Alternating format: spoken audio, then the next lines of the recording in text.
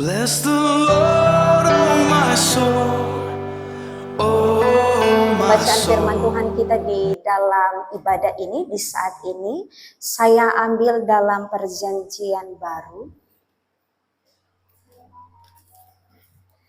Surat Paulus kepada jemaat yang ada di Efesus. Efesus pasalnya yang kedua ayat 8 hingga ayatnya yang ke-10. Efesus pasal 2 ayat 8 hingga ayatnya yang ke-10. Lembaga Alkitab Indonesia memberikan judul bagian pembacaan kita, semuanya adalah kasih karunia. Efesus 2 ayat 8 hingga ayatnya yang ke-10 saya akan baca untuk kita semua. Sebab karena kasih karunia kamu diselamatkan oleh iman. Itu bukan hasil usahamu tetapi pemberian Allah. Itu bukan hasil pekerjaanmu, jangan ada orang yang memegahkan diri. Karena kita ini buatan Allah, diciptakan dalam Kristus Yesus untuk melakukan pekerjaan baik yang dipersiapkan Allah sebelumnya. Ia mau supaya kita hidup di dalamnya. Demikianlah firman Tuhan. Saudara-saudara, lagu yang barusan dinyanyikan oleh Bidang Cipta Karya, kendati hidupku tentram, it is well with my soul. Kalau orang tahu bersama kan yang sejarah lagu ini diciptakan oleh seorang yang bernama Horatius Spafford, seorang pengusaha yang sukses yang kaya raya di Chicago. Dan kemudian saudara-saudara, di balik kesuksesan yang dia miliki, Tuhan menguji imannya. Sama seperti kisah di Ayub, Tuhan mengambil harta bendanya, tapi juga Tuhan mengambil keluarganya, istri dan anak-anaknya. Tapi di tengah-tengah kemerosotan imannya, di tengah-tengah persoalan dan pergumulan hidup yang dialami oleh Horatius Spafford ini, dia menulis lagu yang barusan tadi dinyanyikan, It is well with my soul. Dalam lagu itu dia memberi kesaksian, walaupun orang-orang yang dia cintai meninggalkan dia, tapi cinta Allah tidak pernah meninggalkan dia. Kasih dan kebaikan Allah tidak pernah meninggalkan dia. Dan buktinya kasih dan setia Allah juga hari ini terbukti dalam kehidupan kita sekalian.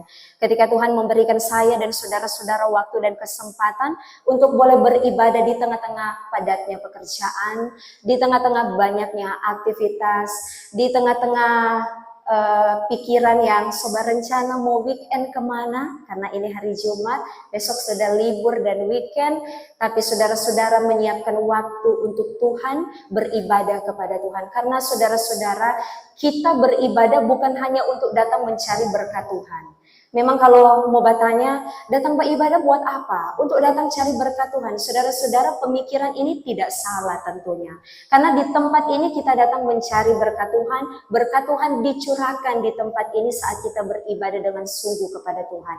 Tapi sesungguhnya berkat Tuhan tanpa dicari-cari sekalipun sudah tersedia dan selalu ada di tengah-tengah kehidupan kita semua. Karena kadang-kala walaupun kita menangis, walaupun kita bergumul, walaupun kita berduka cita, Tuhan selalu menyatakan kebaikannya di tengah-tengah situasi yang tidak baik. Karena kalau orang cuma mau kelompokkan berkat Tuhan di situasi-situasi yang baik, yang mendatangkan sukacita, yang bikin orang tertawa, pekerjaan sukses, pekerjaan lancar.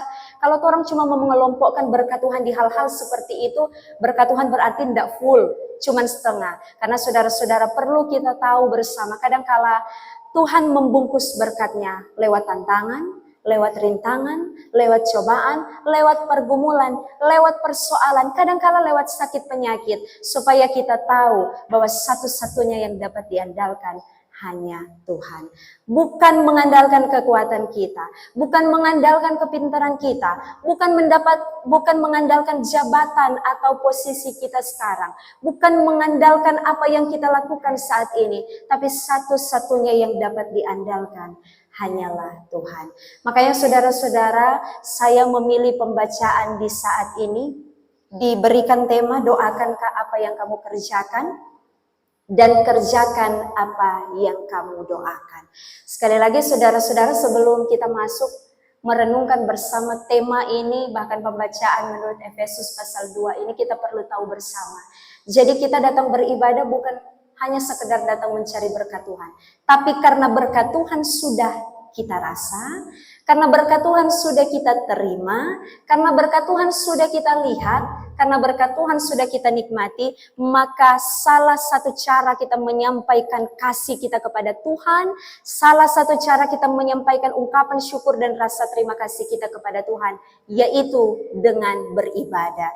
Jadi semoga motivasi saudara-saudara beribadah di tempat ini tidak hanya sekedar formalitas karena takut pada pimpinan dan harus beribadah setiap hari Jumat, tapi semoga motivasi saudara-saudara beribadah karena berkat-berkat Tuhan so banyak yang Tuhan kasih, maka orang wajib beribadah kepada Tuhan. Dan dalam ibadah ini saudara-saudara, kita pun bersyukur kalau kita mau disapa oleh Tuhan lewat firman-Nya. Kalau sapaan Tuhan lewat firman-Nya, ini sapaan Tuhan yang lembut, karena kadangkala Tuhan mau menyapa umatnya lewat sakit penyakit. Kadangkala Tuhan mau menyapa umatnya lewat pergumulan, tapi hari ini kita akan mendengarkan sapaan Tuhan yang lembut, sapaan Tuhan yang mesra, lewat kebenaran firman Tuhan melalui seorang rasul yang bernama Rasul Paulus yang mengirimkan suratnya kepada jemaat yang ada di Efesus. Jadi saudara-saudara, orang akan mendengarkan pengalaman iman dari seorang Rasul Paulus. Karena kalau mau mendengarkan pengalaman dari Pendeta Tessa masih 27 tahun dan Bapak Ibu di sini saya kira sudah banyak sekali pengalaman. Walaupun saya punya titel depan dan muka, sudah diteguhkan sebagai seorang pendeta, tapi saya kira pengalaman masih Bapak Ibu yang duduk di sini lebih jago. Jadi saat ini mari kita mendengarkan pengalaman rohani dari seorang rasul yang bernama Paulus. Saudara-saudara, di setiap surat Rasul Paulus, dia selalu mau mengingatkan bahwa keselamatan yang diterima oleh semua orang, hari ini, detik ini, itu bukan karena hasil perbuatannya. Itu bukan karena dia telah bekerja keras. Itu bukan karena dia telah rajin berbuat baik. Itu bukan pula karena dia rajin beribadah dan dia rajin bekerja sehingga dia dapat mendapatkan berkat. Dia dapat mendapatkan keselamatan. Tapi baik di surat Roma maupun di surat Efesus ini, Paulus mau menghentar semua kita untuk mengerti bahwa keselamatan, kasih karunia, berkat yang kita terima hari ini semuanya karena kasih karunia Allah. Sola gratia, semua hanya karena anugerah Tuhan. Saudara-saudara, kenapa Paulus berkata seperti ini? Karena memang surat-surat ini ditujukan kepada orang-orang Yahudi. Mereka menganggap kalau mereka melakukan hukum Taurat, saudara-saudara, kalau pendeta boleh bertanya, yang menurut pengetahuan saudara-saudara, hukum Taurat ada berapa? Hukum Taurat orang Yahudi.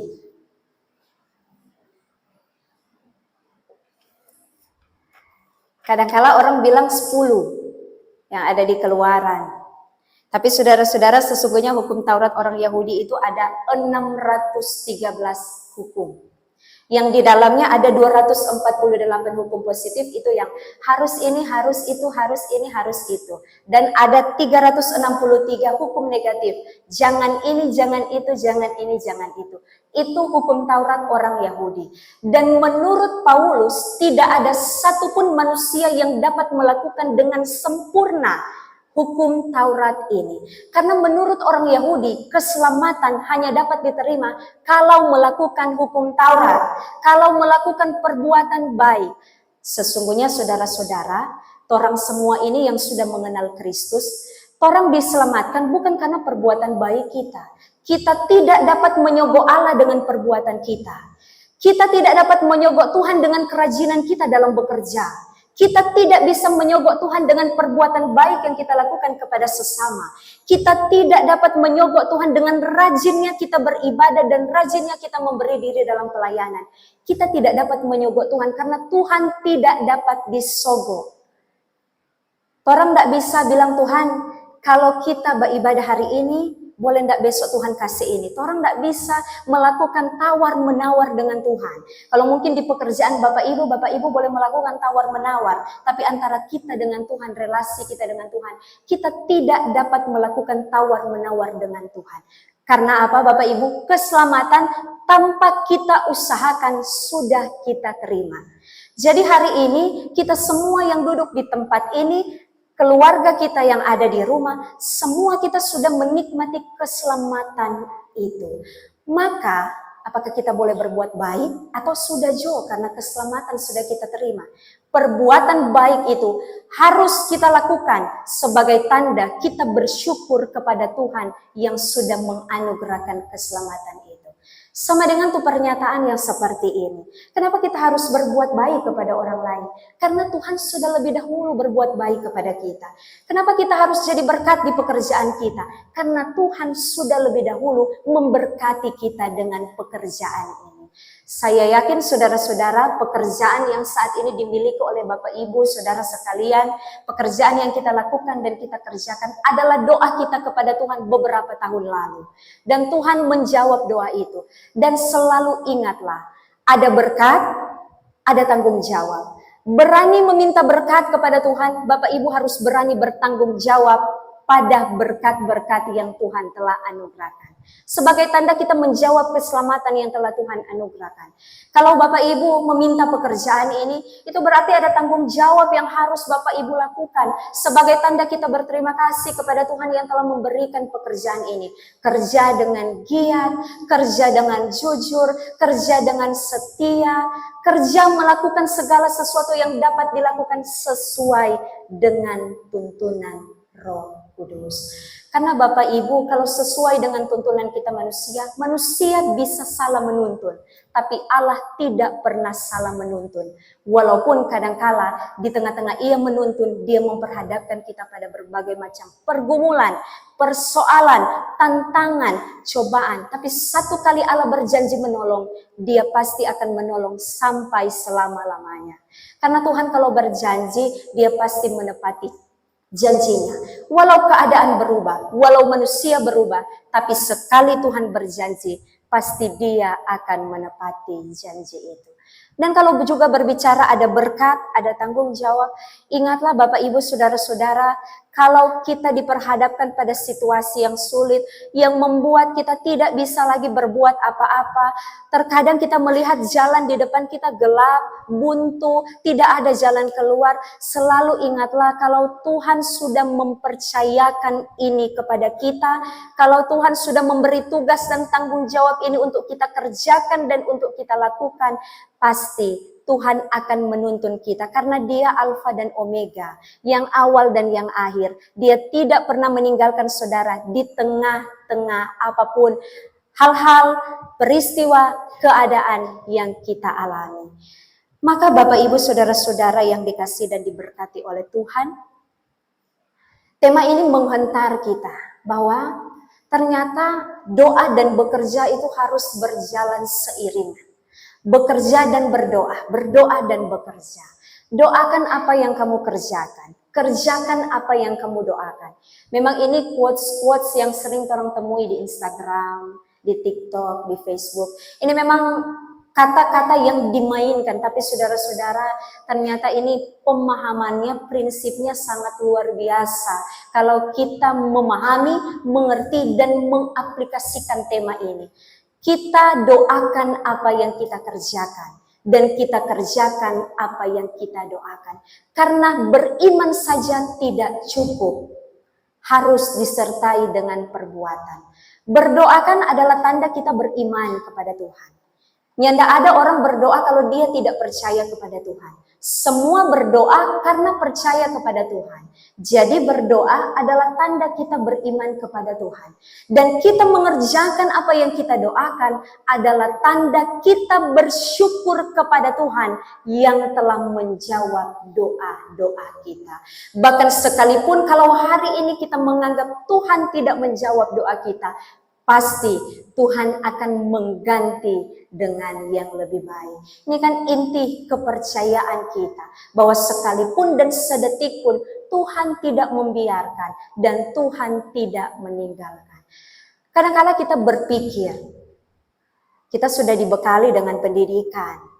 Kita sudah dibekali dengan jabatan, posisi yang ada. Oh, orang boleh backing sesuai dengan apa yang orang mau. Orang boleh backing dengan orang kepintaran. Orang boleh backing dengan orang kecerdasan. Kadangkala orang lupa bahwa yang memberikan kepintaran itu, yang memberikan kecerdasan itu adalah Tuhan. Makanya Bapak Ibu kita selalu diingatkan agar supaya menyertakan Tuhan dalam segala sesuatu yang kita lakukan, yang kita kerjakan, dengan selalu memprioritaskan Tuhan, mengandalkan Tuhan, menaruh harapannya kepada Tuhan. Karena Yeremia sudah memberi kesaksian kepada kita. Orang yang bersandar kepada Tuhan, orang yang menaruh harapannya kepada Tuhan, ialah orang-orang yang akan diberkati oleh Tuhan. Tidak hanya diberkati, tapi layak menikmati berkat. Karena Bapak Ibu kadangkala orang so diberkati, tapi orang tidak menikmati itu berkat itu.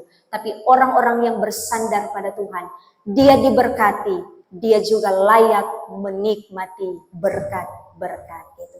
Jadi jangan berhenti bekerja, tapi pula jangan berhenti berdoa. Karena Bapak Ibu saudara-saudara, berdoa itu sama dengan payung kalau orang saat ada dalam hujan. Berdoa itu sama dengan kita memegang payung saat kita ada dalam hujan.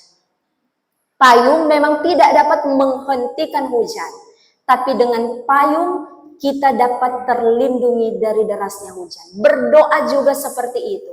Berdoa memang kadangkala tidak menyelesaikan masalah. Dengan berdoa kadangkala pergumulan tidak berhenti. Dengan berdoa kadangkala badai pun tidak berhenti. Kadangkala juga dengan berdoa hujan tidak berhenti.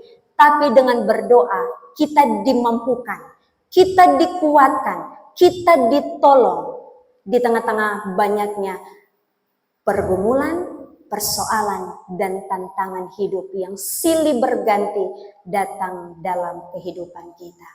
Jadi sekali lagi firman Tuhan ini mau mengingatkan kita sebagai orang-orang yang sudah diselamatkan oleh Tuhan, bahwa walaupun perbuatan baik kita tidak dapat menyelamatkan kita karena keselamatan sudah kita terima, tapi kita harus tetap terus berbuat baik sebagai tanda kita menjawab karya keselamatan yang telah Tuhan lakukan melalui peristiwa kematian dan kebangkitannya. Tapi jangan lupa Bapak Ibu, andalkan Tuhan. Undang Roh Kudus untuk hadir dalam setiap segala sesuatu yang akan kita lakukan dan kita kerjakan. Karena tugas Roh Kudus ada banyak. Menolong, menuntun, menghibur, menyediakan, tapi juga membimbing dan mengarahkan. Maka kita harus selalu meminta pertolongan Roh Kudus. Apalagi ini di minggu-minggu Pentakosta, minggu ketuangan Roh Kudus. Saudara-saudara, Roh Kudus sudah dicurahkan kepada kita, tapi kadangkala kita tidak mau memakai tuntunan Roh Kudus. Mari kita buka diri selebar-lebarnya, buka hati seluas-luasnya, agar Roh Kudus bekerja dalam diri kita, agar segala sesuatu yang kita kerjakan dan kita lakukan pasti akan menemui kesuksesan, keberhasilan, pasti sampai tujuan dengan selamat. Walaupun di tengah perjalanan kita harus luka-luka, kita harus menangis, kita harus terbentur, tapi kata orang habis terbentur pasti terbentuk. Maka saudara-saudara selalu andalkan Tuhan, selalu prioritaskan Tuhan sebagai Tuhan yang telah memberi keselamatan kepada kita. Mari saudara-saudara bekerjalah dengan giat sebagai tanda kita bersyukur kepada Tuhan yang telah menganugerahkan pekerjaan ini. Mungkin ada rasa lelah, mungkin ada rasa cemas, mungkin ada rasa takut. Kadangkala tidak semangat dalam bekerja, tapi ingatlah Bapak Ibu, pekerjaan saudara-saudara, posisi saudara-saudara, jabatan saudara-saudara saat ini adalah doa orang-orang di luar sana yang belum bekerja, yang belum mendapatkan posisi ini. Maka bersyukurlah. Sekali lagi, kalau sudah dapat berkat, ingatlah ada tanggung jawab. Bapak Ibu jangan pernah lelah untuk berhenti bekerja, karena Tuhan memperhitungkan segala sesuatu yang kita lakukan dan kita kerjakan. Mungkin kita tidak menuai apa yang kita tabur di tempat ini. Mungkin benih-benih baik yang kita lakukan di kantor ini, di tempat ini, tidak kita tuai di tempat yang sama, di kantor yang sama, di waktu yang sama. Tapi yakinlah Tuhan memperhitungkan segala jerih lelah yang kita lakukan di pekerjaan ini. Mungkin bukan Bapak Ibu yang akan menuai, semua berkat yang Bapak Ibu tabur di kantor ini, di pekerjaan ini. Tapi ada suami, Bapak Ibu, istri, anak-anak, orang tua, saudara bersaudara, keluarga yang akan menuai semua berkat yang hari ini kita tabur di tempat ini, di pekerjaan ini. Teruslah menjadi berkat karena Tuhan sudah banyak memberkati kita. Tuhan menyertai, Tuhan menolong, Tuhan memberkati firman-Nya. Amin.